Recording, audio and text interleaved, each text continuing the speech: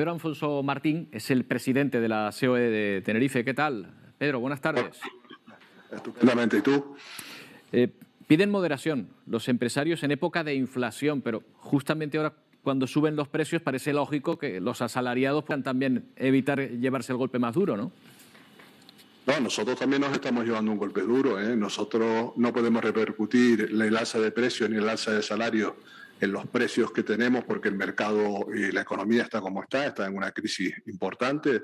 Con la bajada de capacidad de disponibilidad de las familias, el consumo se está resintiendo y en un consumo que está en regresión, subir precios es prácticamente un suicidio. No nos olvidemos que nosotros venimos arrastrando ya de antes de la pandemia y de antes de la guerra de Ucrania un problema grave de incremento de precios en origen, y eso es lo que nos está llevando a que los márgenes empresariales se vayan reduciendo y que haya muchas empresas, sobre todo de pequeño tamaño, que están teniendo graves problemas ya incluso no de tesorería, sino de viabilidad. ¿Por qué dicen que la subida de salarios puede incluso provocar una mayor inflación? Porque nosotros solamente tenemos un incremento de costes. Inicialmente no se había trasladado los salarios al incremento de precios de producción, y a medida de que los convenios vayan subiendo, este año, por ejemplo, ha subido la media de los convenios que hemos firmado este año, está sobre el 2,5% aproximadamente, y una vez que esa subida salarial se vaya plasmando, esos precios tendrán que repercutirse sobre costes, tendrán que repercutirse en los precios. Al no poder incrementar lo del precio del producto, tampoco podemos, digamos, incrementar en los precios los incrementos salariales y de costes laborales, pues obviamente la situación de la economía de esas empresas cada vez será más precaria. Claro, pero esto también va por barrios. Habrá sectores que no lo estén pasando tan mal. Yo ahora mismo estoy pensando en la demanda, por ejemplo, que está teniendo el turismo. ¿Ustedes piden moderación para todos los sectores? Sí, en general lo que pedimos es que sean mesas de negociación con cierta lógica, ¿no? Y con cierta prudencia, y tal como recomienda el Banco de España, que no nos metamos en una espiral de ligar los salarios a la inflación, porque esto generaría un conflicto gravísimo. Ya tiene el Estado un problema de déficit muy grande solamente con la subida imagínese usted, del 10% de las pensiones, que puede darle a las arcas del gobierno un hachazo, por decirlo así, de más de 10.000 millones de euros.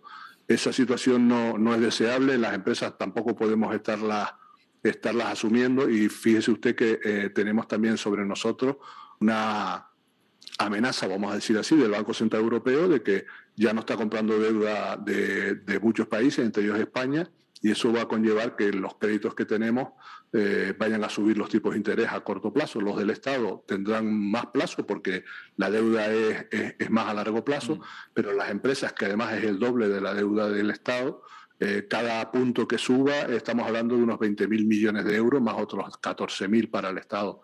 Quitar ahora mismo de la circulación 35.000 millones de euros aproximadamente del consumo de las familias y de las empresas es un hachazo, un duro golpe para la economía y para la viabilidad de nuestras empresas, no le quepa duda. Pedro, una de las propuestas que ha hecho su organización y que acabamos de escuchar por parte del jefe de los sindicatos aquí en Canarias, de UGT concretamente, es la propuesta del descuelgue salarial.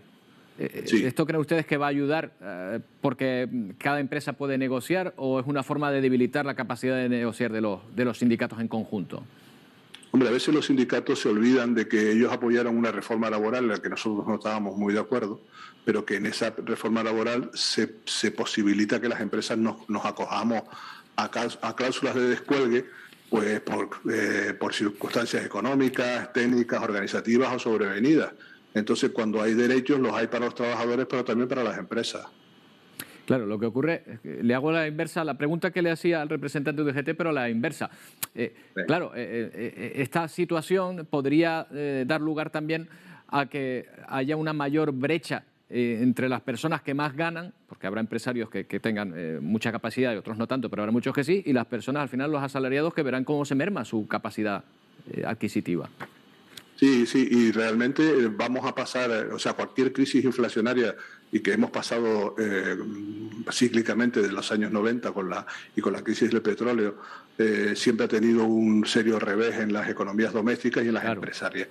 Lo que pasa es que no podemos pensar que los empresarios tenemos la solución de una varita mágica de poder subir y bajar los salarios a nuestra voluntad. O sea, nosotros intentamos aparejar las subidas salariales como estamos intentando negociar ahora en base a la productividad. Es que no tiene mucha lógica de que el año pasado haya subido, por ejemplo, el IPC un 10% y que al año siguiente tengamos que subir un 10% nosotros los sueldos y ya no podamos recuperar con cargo el beneficio de ese mismo año.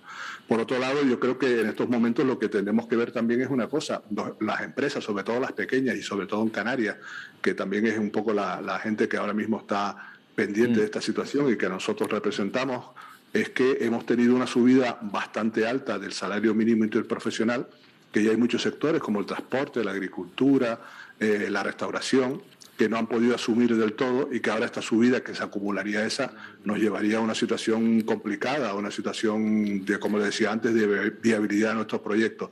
Y si la viabilidad de los proyectos pone en duda, el empleo no se puede sostener. Bueno, pues veremos qué es lo que pasa. Las negociaciones ahora mismo en este aspecto están rotas, veremos si al final se logra algún tipo de acuerdo.